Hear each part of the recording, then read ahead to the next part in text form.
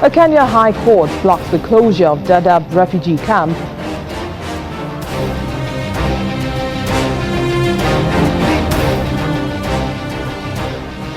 Plus, gunmen kidnapped the Secretary of Isheri North GRA, Mr. Dayo Adekoya, in Lagos.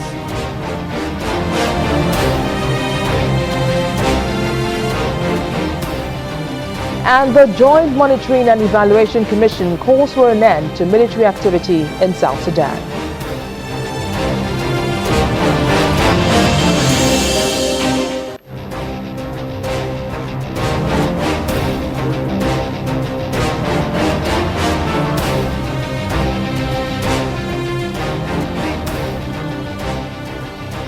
Glad to have you on Network Africa. I am BC Adebayo. The closure of the world's biggest refugee camp in Kenya, known as Dadaab, has been blocked by a Kenya High Court. The Kenya National Commission on Human Rights and lobby group challenged the decision by the government to shut the camp and forcibly repatriate about 260,000 Somali refugees in court, saying it was discriminatory and contrary to international law. The government had argued it was an issue of security, that attacks carried out in Kenya by the Somalia-based Al-Shabaab group had been planned in the camp. But in his judgment, the judge, John Mativo, said that the government's decision specifically targeted Somali refugees, which is an act of group persecution, illegal discrimination, and therefore unconstitutional. Dadaab was set up in 1991 to house families fleeing conflict in Somalia, and some people have been living there for more than 20 years.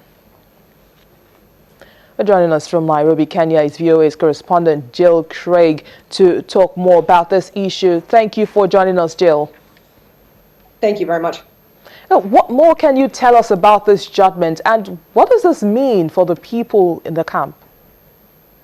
Yes, those are good questions. So today, it took the judge about an hour to go through the full ruling. So he really covered a lot of material in that time. And he also referenced both the Kenyan Constitution and the 1951 Refugee Convention when he was making his judgment. And in addition to what you've already previously alluded to, he also stated that government officials acted in excess and in abuse of their power in violation of the rule of law and also violating their oath of office. So he had relatively strong words for the Kenyan government when he issued this decision. As pertaining to the second part of your question about what this means for the people in Dadaab, the camp remains open now because of this court decision. And actually, I spoke with a young man today who was actually born in Dadaab, if you can imagine that. He's 24 years old, so he doesn't know Somalia. He doesn't know any other life except Dadaab. And actually, I was the first one who informed him of the news. He hadn't heard it yet. And he just said, "This is the best news I've ever heard." So I can tell you that for the people in Dadaab, this gives them a bit of a sigh of relief. But does the government not have a good reason for trying to close the camp, considering the attacks in Kenya have been carried out by Al-Shabaab militants, for instance? Well, yes, the attacks have many times been carried out by Al-Shabaab militants, but what certain rights groups like Human Rights Watch have said is that the Kenyan government has yet to produce any evidence that those terrorists were among the Somali refugees. So that would be their argument. And additionally, they've stated that even if there were some terrorists amongst the several thousand refugees in Dadaab, you can't hold a few individuals accountable. You can't basically punish entire communities for the actions of those few. So there's two sides to that debate. Well, talking about the judgment now, has there been any reaction coming from the government with regards to this judgment?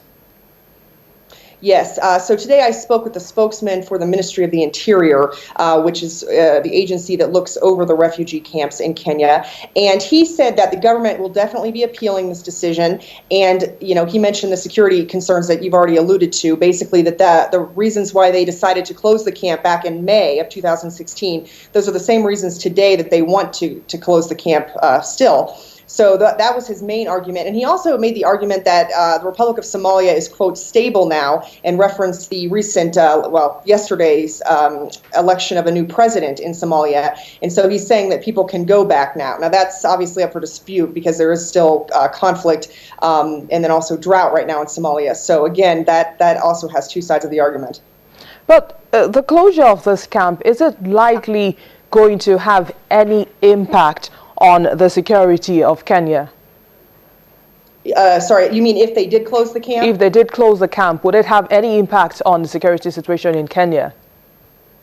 Well, if you talk to the government officials, they say that that basically just puts the country further at risk because, again, they are not backing down from their argument that refugees, or at least people, infiltrators among the refugees, were responsible for, some of the heinous acts like the Westgate massacre and also the Garissa University attack. So the government would say that it is, continuing to cause a security concern. Rights groups and others would say, again, that there has not been any evidence of that, and therefore the government needs to abide by their responsibility in taking care of these refugees, and they can't just take them back.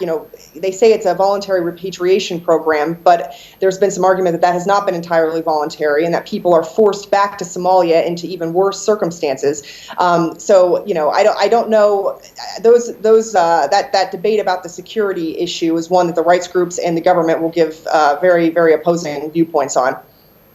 Well, VOA correspondent Jill Craig, thank you for your time.